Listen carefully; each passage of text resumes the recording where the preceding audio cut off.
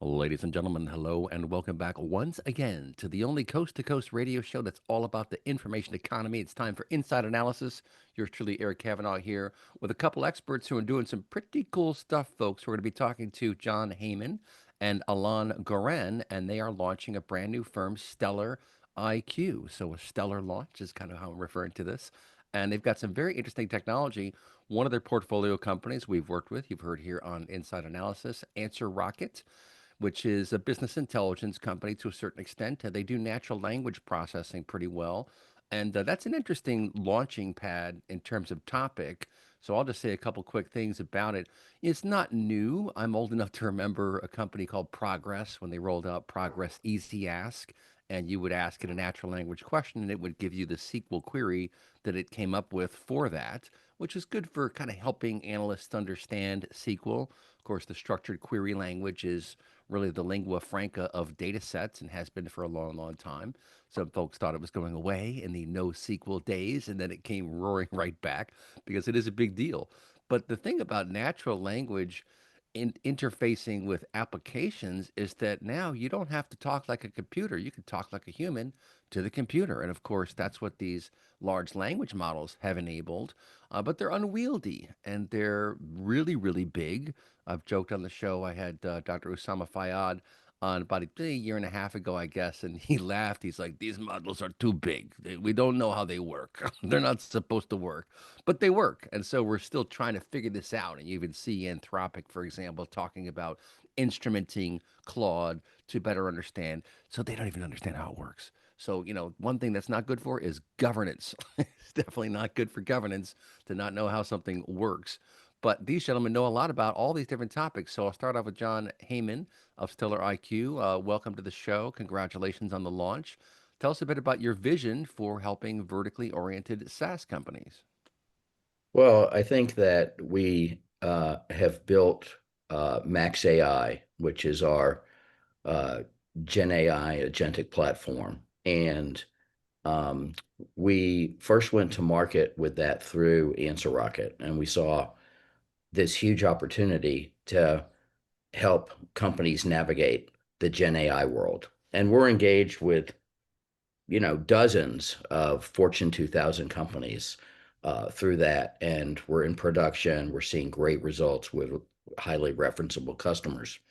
I think what we've learned along the way, and this goes really back to Alon and my history together of 30 years, is that's great for the enterprise that can afford the consulting services required to implement Gen AI in their organization, the change management, et cetera, that has to occur. Hmm. However, we also felt that this world of small and medium-sized businesses, of which there's millions of, that are served today by vertical SaaS companies in their industries that have been built over, you know, decades, that serve them very well, that have great domain expertise in terms of understanding their industry, Hmm. but are still caught up in the feature and functionality war that most vertical SaaS companies experience with their customers. And that leaves them behind in terms of being able to invest in something as transformative as Gen AI.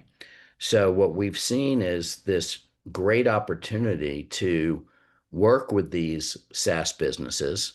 And Alon and I have built many SaaS businesses together, but to work with these SaaS businesses, marry Max AI with the software solutions and data that these vertical software companies already have, Hmm. and the trust of their customers that they already have, and help them not just defend their turf, but also transform the value offering they're providing to the end customer and give them something new to sell and give them a partner that has the experience building technology, delivering technology, and growing companies. We've grown companies from startup to hundreds of millions of dollars in revenue.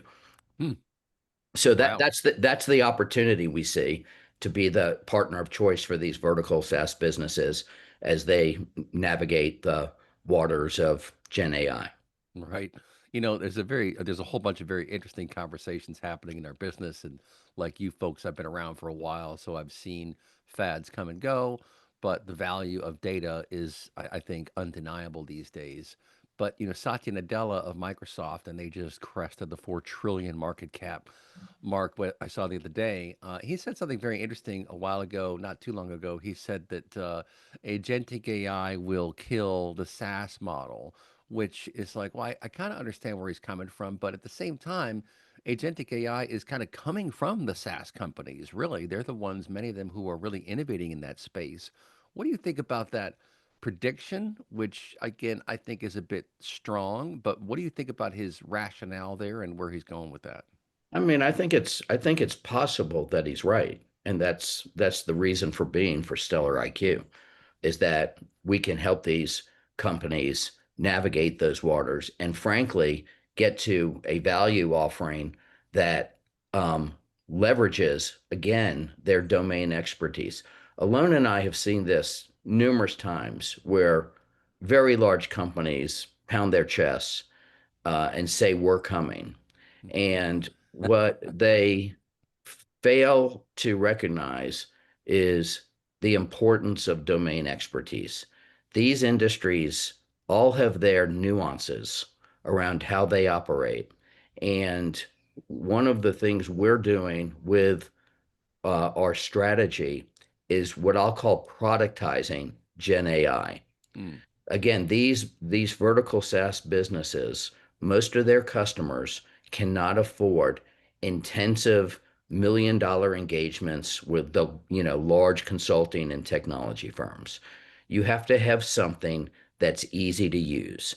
These people are used to using Gen AI to help their kids write a book report, and they want something that easy to use to understand the data in their business and decide on what actions they should take. hmm And that is where the smart vertical SaaS companies will find partners and develop technologies to, as I said earlier, not just defend their turf, but transform their businesses and unveil new growth pillars for them. Yeah, that's great. And let's bring in Alon Yeah. Goren, Well, who, let me give go you ahead. a few cents worth on the same topic. I mean, I Yeah. think um, if you think from a vertical market software company's perspective, it's always been the case that you either grow or die, right? If you don't keep up with what's evolving, you inevitably become kind of irrelevant. And it's just that the fact that the AI is such a major inflection point, such a major transformation, that if you can't make that leap, I think somebody else will and take your customers, right? So now it may not happen overnight. I think solutions, especially solutions inside of vertical markets, are very sticky. So customers don't just leave because there's a shiny new thing, because they run their entire business potentially on that software.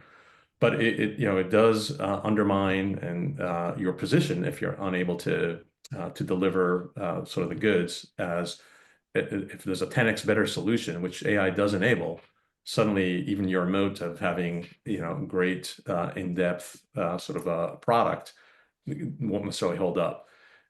So I think it is a kind of a critical juncture for many companies. I doubt there's many companies not thinking about it, and then it's a question of how do you action that? Do you have the in-house expertise? Do you have the capital required to make the investment, or do you need a partner? And so we hope to be a great choice for many of those companies, having built, as John said, several vertical companies ourselves, and investing and growing others, that we understand the sort of the challenge ahead, and hope to be able to help there.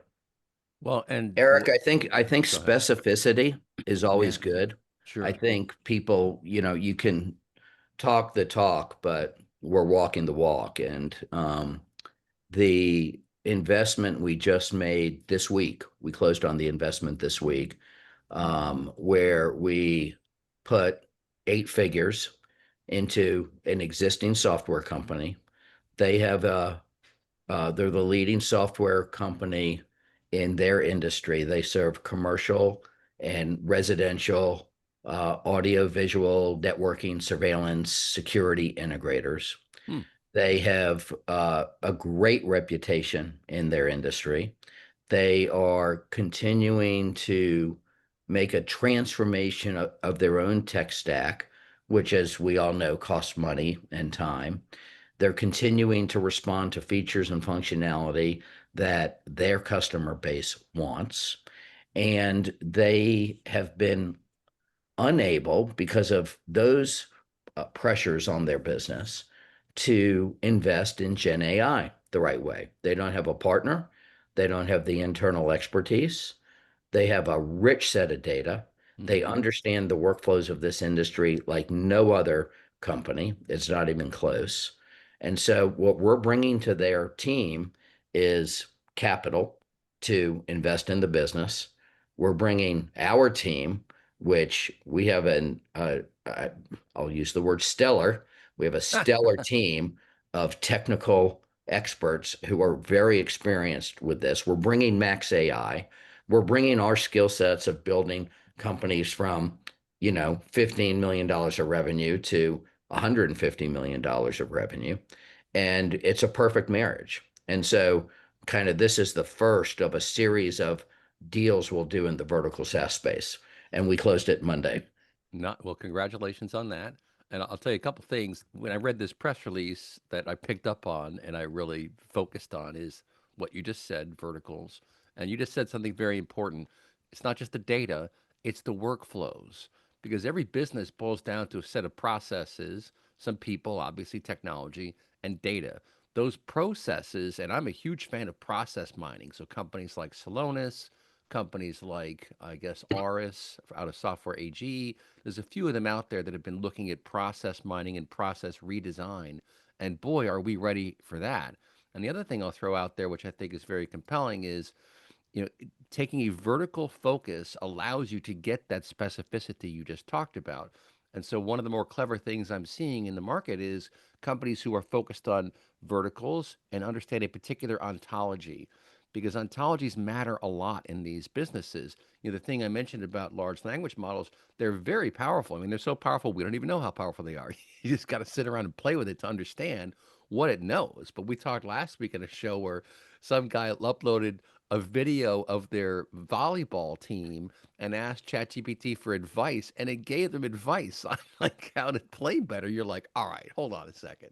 How the heck did that happen? I mean, largely they're just reflecting back patterns of words that they've seen before, they've been trained on, but they're very good at structuring information too. But here's the thing, because they're so large, you wind up having to boil the ocean unless you have a vertical focus and some ontology. I'll throw it over to Alon to comment on that. What do you think? Yeah, I think that's absolutely right. The out of the box models are great thinkers for lots of stuff, but you kind of have to pick and choose, right? If you imagine the model as this vast space, you have to pick and choose, like where do you want to in that space draw information from? So, for instance, if you're dealing with a consumer goods company and they are a leader in their category, the advice you give them about what to do about market share changes is very different than the advice you would give a small and growing company who's just brand new to the scene. And so Mm-hmm. you have to know how to talk to the model in such a way that sets up the question so that you're tapping into the right information inside of the model to get your responses. So yeah, and there's so that's sort of a generic point. I think the idea of customer intimacy and domain expertise very much play into an order of magnitude difference between great automation of a process versus generic automation that maybe saves you button presses but doesn't really get you the 10x kind of value. Mm-hmm. And that is where this domain expertise comes in handy. I mean, I'll throw it over to John. There's no substitute for experience. I'm a big fan of cliches. There's no substitute for experience. Something can look good on paper, but you talk to someone who's been in the field for a while, they'll say, no, I know you think that, but let me explain why. And they'll give you the granular, gritty details from all the battle scars that they have for years. And so you get that kind of expertise with a focused, vertically oriented SaaS company, but you also get all this data, all this system of record data, which is a foundational component for quality AI. I happen to know that these LLMs are really powerful if you give them enough context. And that's what seems to be happening. So I mentioned, I think in the pre-call, maybe you've got RAG models, retrieval augmented generation. You've got graph RAG models. That's one of the ones that I really find impressive, because a graph, like a knowledge graph can represent relationships between entities in an organization. So the more context you give these things, the better off they're going to do. And that's where all this rich data and process awareness comes in handy, right, John? Yeah, absolutely. But I think it also ties back to the importance of focusing on the verticals like these SaaS companies do, because if you do this in an enterprise, you're working with the enterprise's data, Mm-hmm. and it's locked down because of the nature of the enterprise. But inside a vertical SaaS business, there's a lot of very rich data. And so, how that working with us, we can help that SaaS company productize the data that's resident in their systems for their entire customer base. We don't have to do it one customer at a time. That customer base of SMBs cannot afford the process and the time it takes to organize their own data customer by customer in these industries. Mm. But the software company that has that data can do it for them and effectively productized a lot of what value Gen AI models can provide. Can it help me think through my market share better? Can it help me drive better sales productivity? Can it help Mm. me think about my product mix and pricing? Those are the things we can do with these companies. Yeah. Yeah, and those are all really. Go ahead, real quick. I got 1 minute in this Yeah, segment. I Go was ahead. going to say that what John's pointing at is there's sort of, first party data, your information. But if you want the language model to help you or AI to help you in a way that has broader context, the broadest context is what's going on in my market, right? And Mm-hmm. that to aggregate information across customers. And so suddenly we see that power of that data, not just your own private data, but the data that represents the industry as a whole allows you to have the perspective, a more macro perspective. Is the whole industry moving in a certain direction? How am I benchmarked versus the overall market or some competitors, right? Those Right. are critical questions that you can answer. You can only answer them if you have data at a higher level than just your own private data. Yeah, no, that's right. And really marrying that first party data with third party data is a big deal. And we can talk about third party data here in another segment as well. But folks, we're coming up on our first break. Send me an email if you want to be on this show, info@insideanalysis.com. That does come directly to me. We'll be right back. You're listening to Inside Analysis.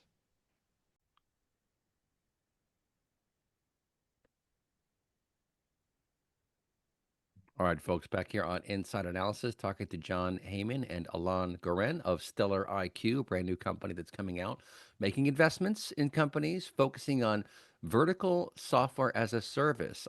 Focus always matters in this business. If you are focused and you understand a niche, then you know the nuances, you know what it's going to take, you have a good idea about the investment that will be required, how long it'll take to get clients. All these things really matter, and that's why it pays to pay attention. I'll throw it over to John to talk about. You got a fun story about Answer Rocket's first client, and it's in the same space as this investment you've just made, right?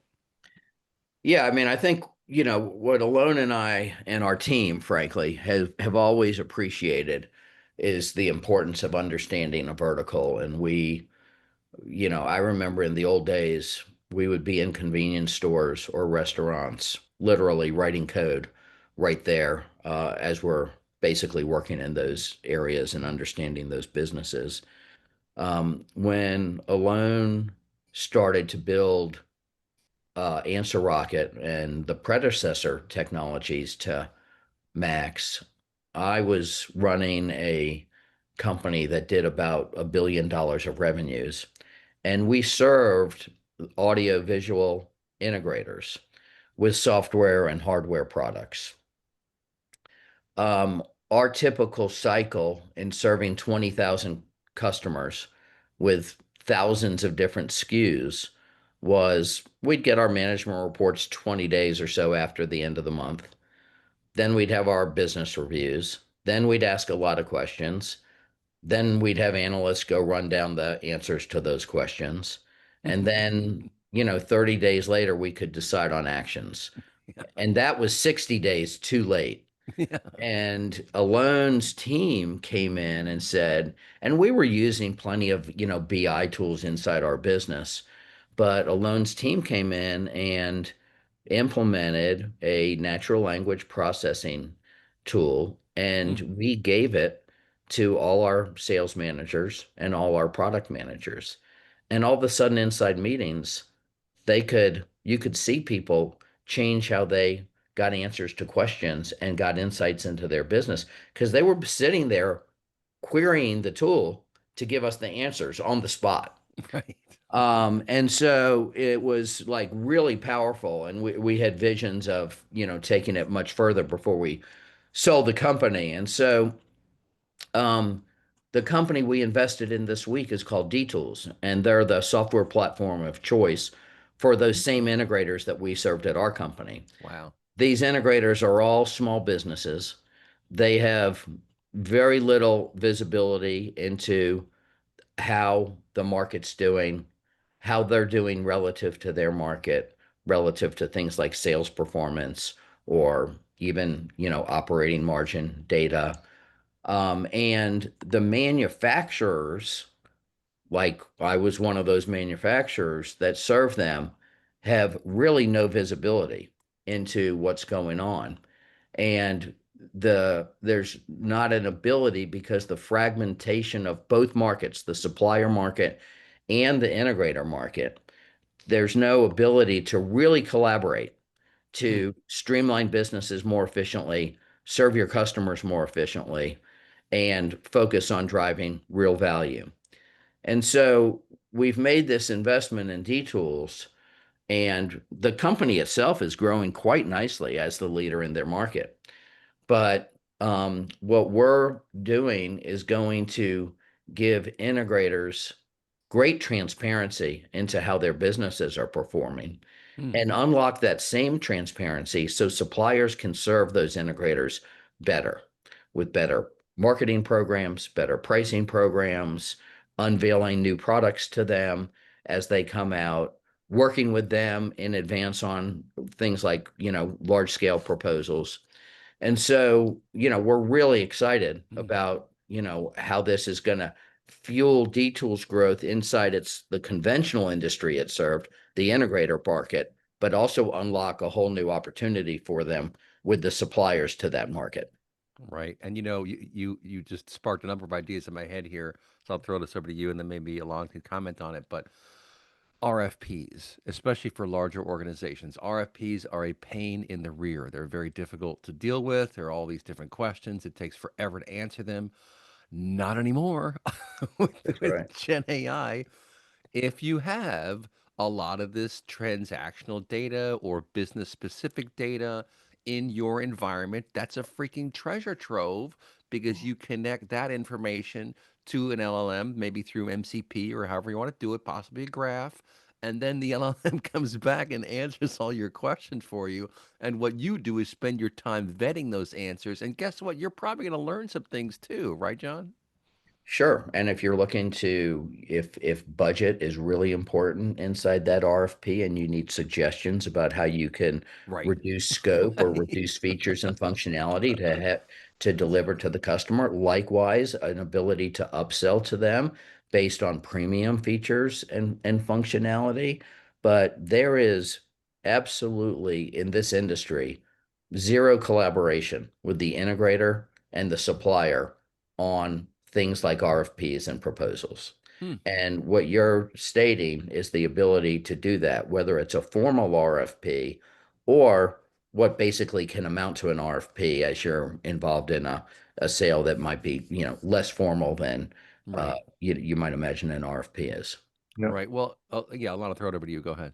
Yeah. Well, I guess I'll just compliment that. One of the things we see around, if you think about RFPs and proposals, there's pricing certainly. There's also configuration, right? So one of the things that suppliers and integrators worry about is, do I have all the right stuff configured? And that, of course, if you're doing, one RFP a year, it's not a big deal. But if you have to do a lot of RFPs, suddenly, do I have all the parts in there? Do I have the right labor? Do I have, does all this hang together? It goes from being, purely sort of a sales pitch to being, is this configuration right? And having the data, right, and the AI to be able to cross-check all that information and Right. that kind of, here it is, this all works together is a big deal. And if you think about the market from, formal large RFPs to, proposals to homeowners that, maybe tens of thousands of dollars to hundred thousands of dollars, the volume of those kinds of RFPs suddenly allows you to bid on the right kind of business. In Oh, other parts of where InsideAnalysis has helped companies, it's looking at what are your chances of winning? Are you bidding on the right kind of stuff, right? There's certain right. proposals you should not be responding to, right? So there's a whole kind of classic machine learning technology that goes behind figuring out, well, are you in the right space, right? Should you be answering this, and how aggressive should you be? So I think the technology layers itself quite nicely for that whole area. Yeah, and that's important because it's central to getting business, knowing what kinds of business you can get, what kinds of business you can handle. And John, I'll throw it back over to you again. If you're working with these vertically oriented software as a service companies, they have a whole lot of information, customer lists, deal sizes, how long it takes for a deal to close. These are all really important metrics that can be, again, leveraged by Gen AI to either get advice, to help respond to RFPs, to analyze RFP answers that you've got. I mean, one of the clever things to do is use it to get ideas, then write it, flesh it out, then use it to critique. Did I miss anything? I mean, again, you'd be surprised what you can learn from these things, and they're learning all the time. I mean, I think from what I've seen, ChatGPT is kind of out in front on this, but they figured out pretty quickly we got to be able to search the web and then pull this information together. It puts it in some kind of a cache, that it writes its little summary, gives it citations. They're getting better at that kind of stuff, and boy, to not use that is a pretty big error, I think, right, John? Well, I think it's a big error, but I think it also gets back to what is the data you're really trying to leverage, Right. and where does it reside, and is it structured or is it unstructured, and how do you bring in unstructured data, and then how does all of that relate to performance, and what, as the machine learns, are the best actions to take given those conditions around the data. So Oh, I interesting. think, when we've run into implementations, it oftentimes starts with data.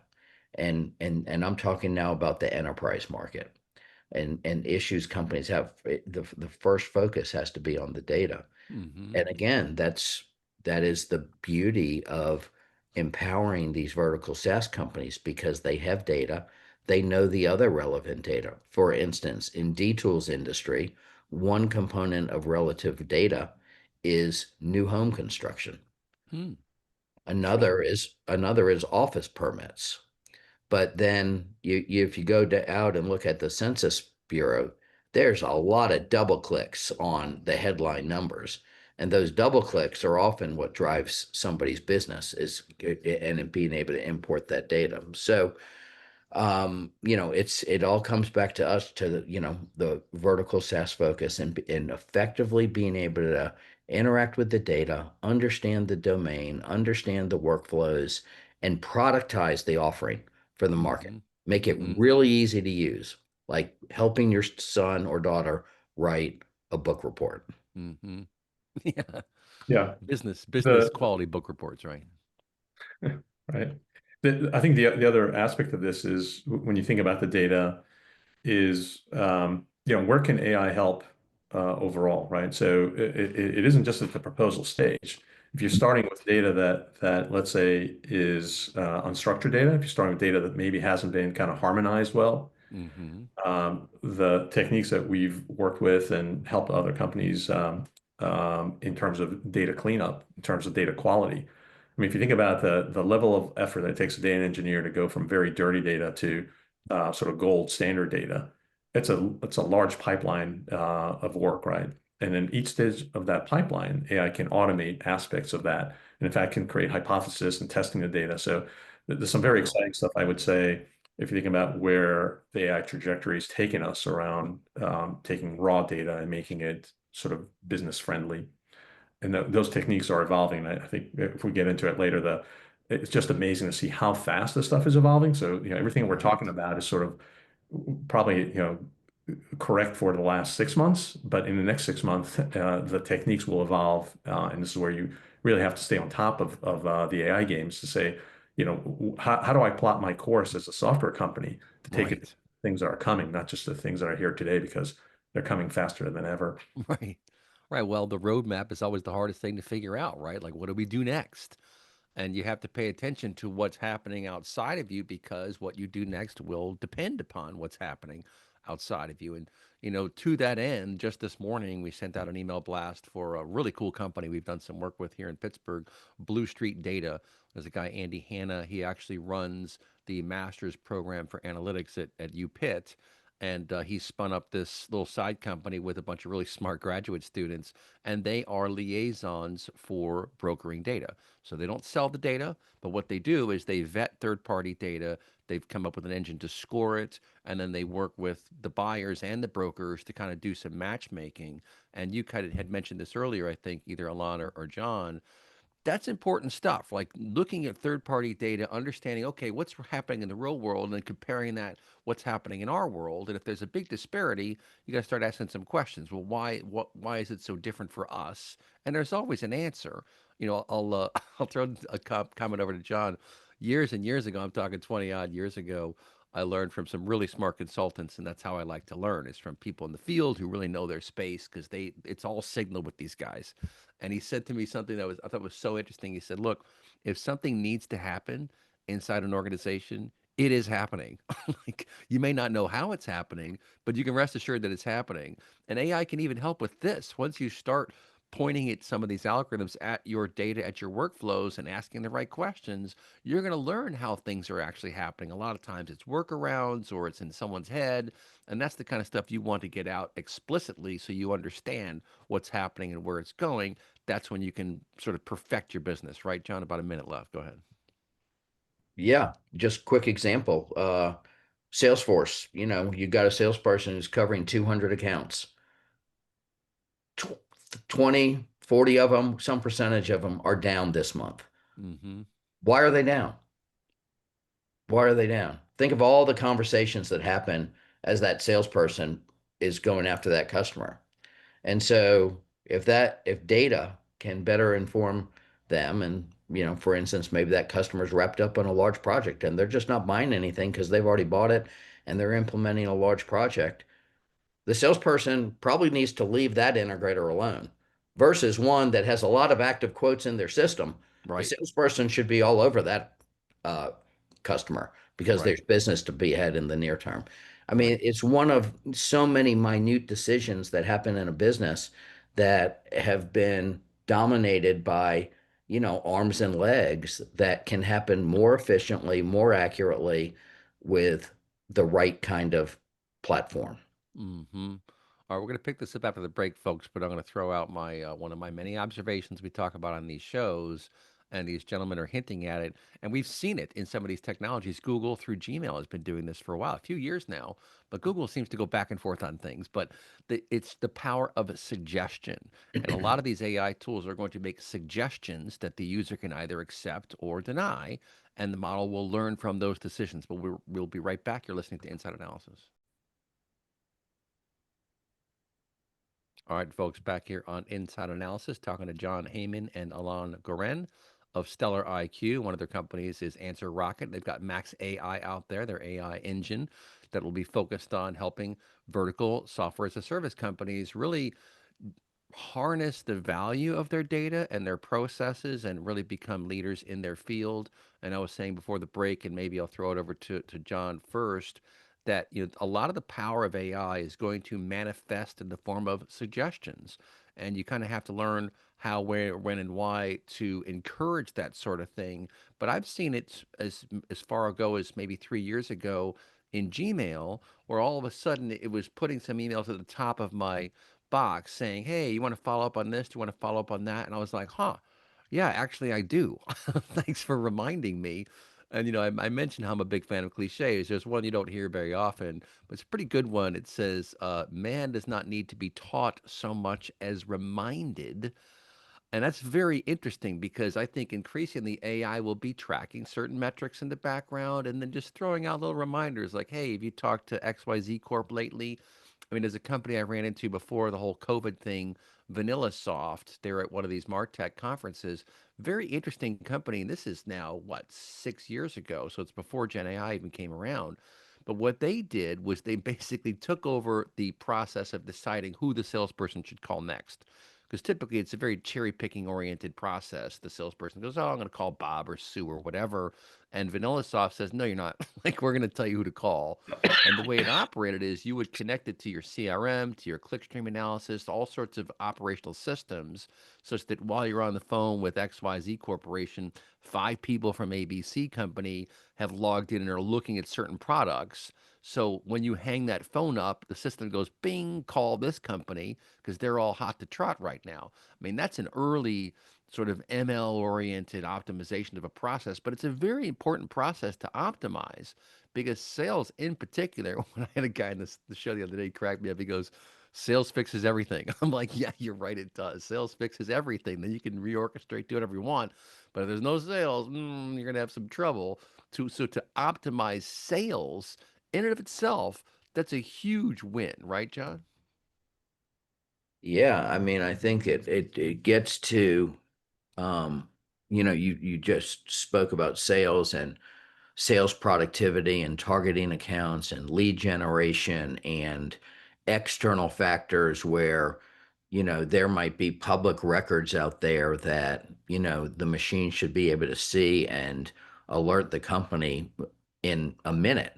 Right. That would be kind of one area that you could see this. I think a second area, which we haven't really talked about, is just building better products. Hmm. And let me give an example. I mean, sales does fix everything, but sales can hide some things too.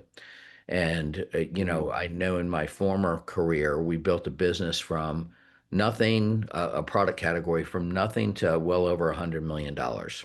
And we were winning. We knew we were winning market share. But as we got later in the curve, even though sales were continuing to grow, there was erosion happening, and we didn't know why it was.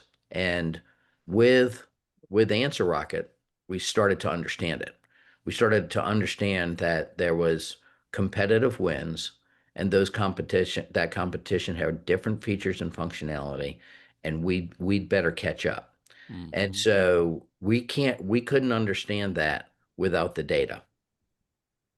We could have. It would have taken us 6 months. Right. Yeah, so I like that. I just wrote that down as a matter of fact. Sales fixes everything could also hide some things. So if you're doing well, maybe you're not paying attention to why you're doing well, and maybe now you've gotten distracted and you're Yeah. not paying attention to other things. And Alon, I'll throw it back over to you. Yeah. This is where a lot of this AI stuff can give us, you don't want, Right. it's just like alerts. Like in the whole security space, it's all about alerts and how many alerts do you check and what's the threshold for an alert. You got to be careful, not too many, but not too few. You want that ideal number somewhere in the middle of Yeah. suggestions about what to do, right, Alon?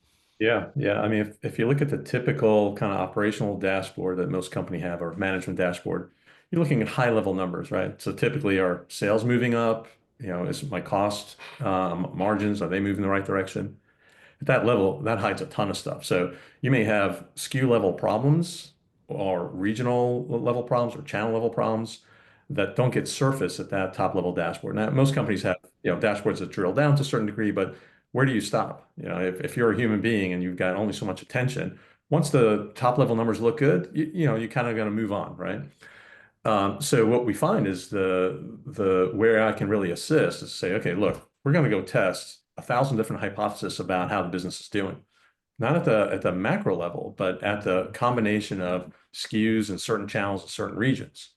And you can't do that as a human being because you'd be there clicking all day. Right. But if you unleash an agentic analyst, it could, spin up a lot of compute and test all those hypotheses and figure out, okay, there's some outlier cases way down here, right? I don't, even if they're hidden by the macro numbers that look good overall, there's opportunities to improve, opportunities to catch up, opportunities to introduce new products and new price points. So that's where I think AI really shines is if you stop thinking about how many people do I have to hire to do all this work and start thinking about how much compute can I put to use Mm. to optimize my business. That I think is a trade-off that's going to happen a lot in the future. Yeah, no, I think you're exactly right because it can crunch numbers all night. It's like the batch window, right? Like overnight, your Yeah. agent, and I'm hearing stories about this. It's very interesting of people who, like in Silicon Valley, all right, they're going to go to work. It's an hour-long commute, so they set their agent to do a bunch of stuff. They Right. drive to work and they show up, and the agent's like, "All right, here's what I found." It is like a little assistant, like a little digital assistant out there, and that's one of the best use cases. Now you got to be careful about just turning over authority to these things to hit systems of record and make changes. There was a story on LinkedIn the other day about Replete, and some guy said it killed his database. I'm thinking, why did you let it do that? Like, why did you give it write access? You know, it's called copy paste, guys. Okay, you play in your sandbox, you find something good, and you paste it into production. You do have to be careful about that kind of thing, right, John? Yeah. Yeah, I mean, data security, data governance, super important. Like, as you're unveiling the power of AI, who gets to use that inside your organization is, it can create visibility that you've never had before. And that's something that you want to make sure you're working with a company that understands that and protects that for you. Yeah. Well, that's actually a good closing thought. We got our podcast bonus segment coming up here in just about 3 minutes. And this is something I've said for a while now, but the mandate is very clear. Get your data house in order. There are ways to scan information systems these days. You've seen the data catalog vendors doing that. So obviously, this is not a new concept, but to get a really good handle on your information landscape, what systems are you using? What is the quality of those systems? I mean, real quick, Alon, you've mentioned data quality. Just having an algorithm ping your customer data, for example, and kind of sort through it and see, what looks good, what doesn't look so good. There are a few tools out there which focus specifically on that.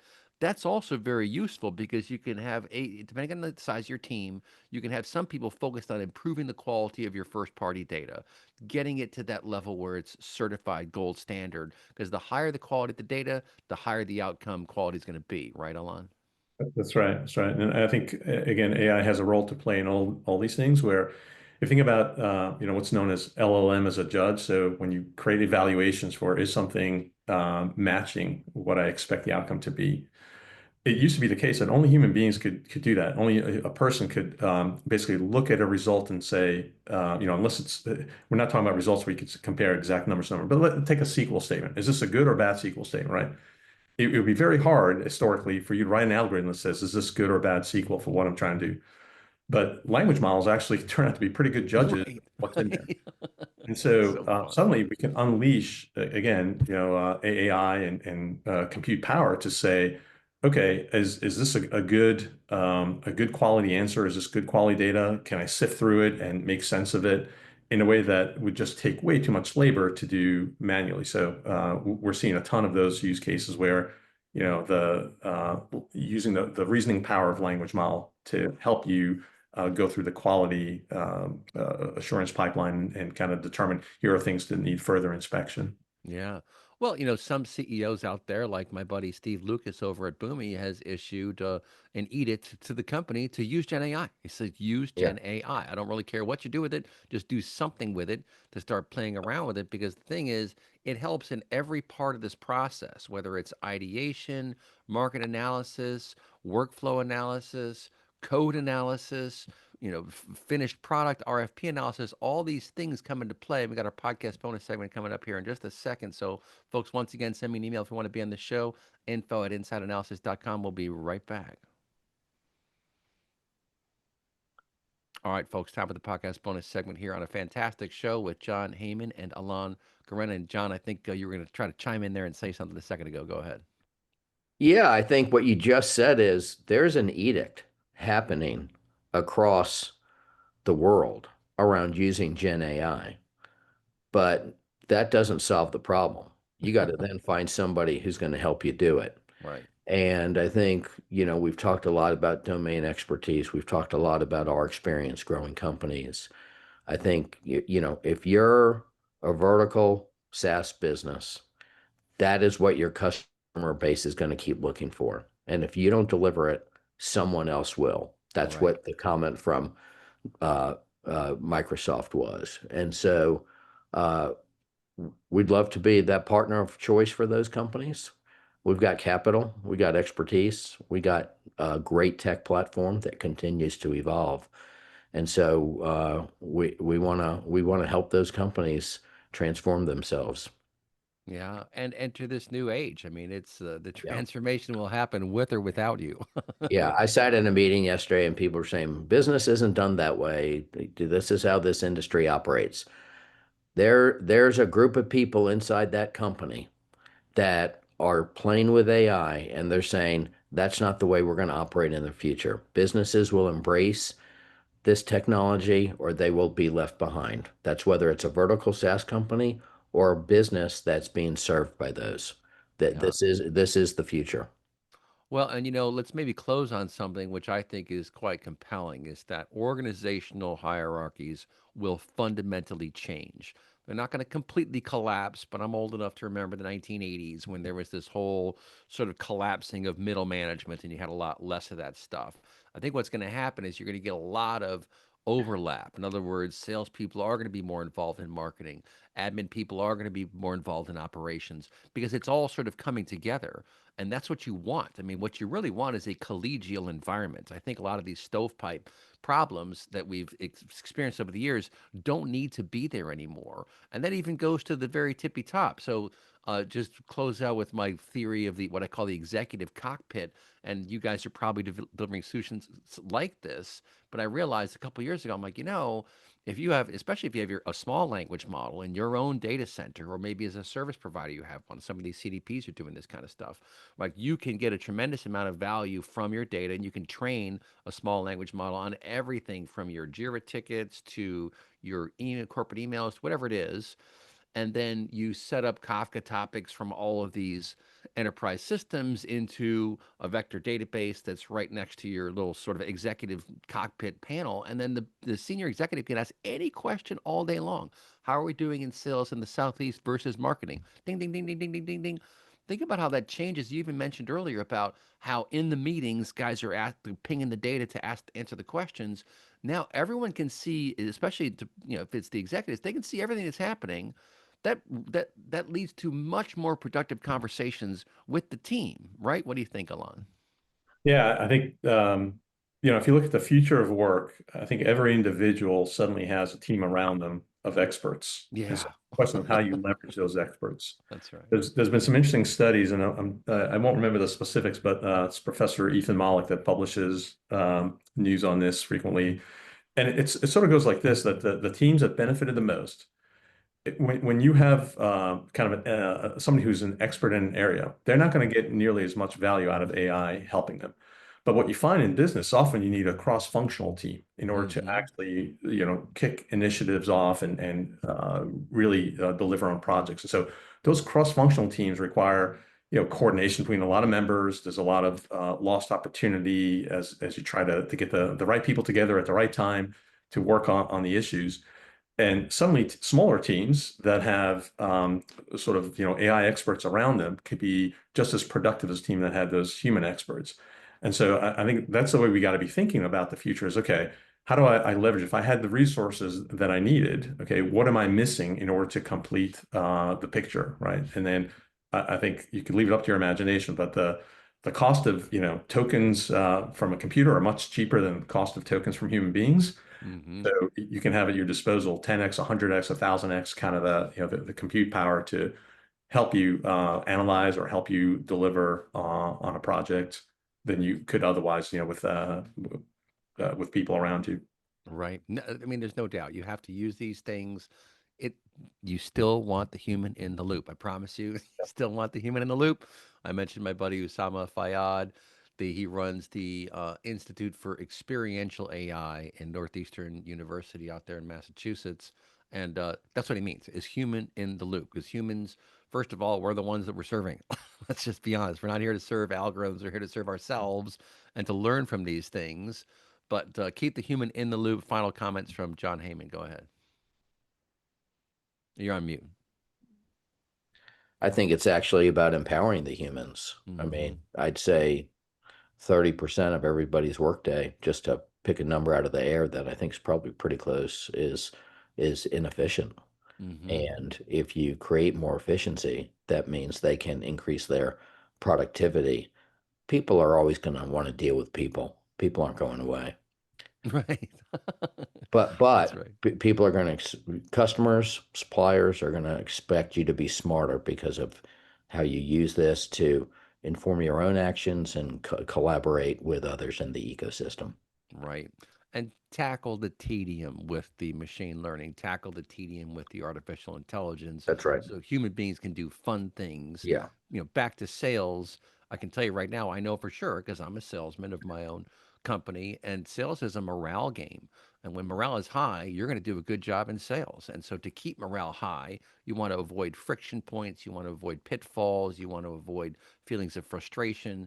And that's where you focus your AI, whether it's ginning up better leads or ginning up more leads or whatever the case may be. identifying a product issue or a competitive move, etc. Right. On a timely basis that you can act on. Yeah, that's right. Well, listen, hats off to the folks at Stellar IQ for their launch. Look these up, gentlemen, up online. John Heyman, Heyman, and Alon Goren, Goren. Answer Rocket and Max AI. We'll talk to you next time, folks. You've been listening to Inside Analysis.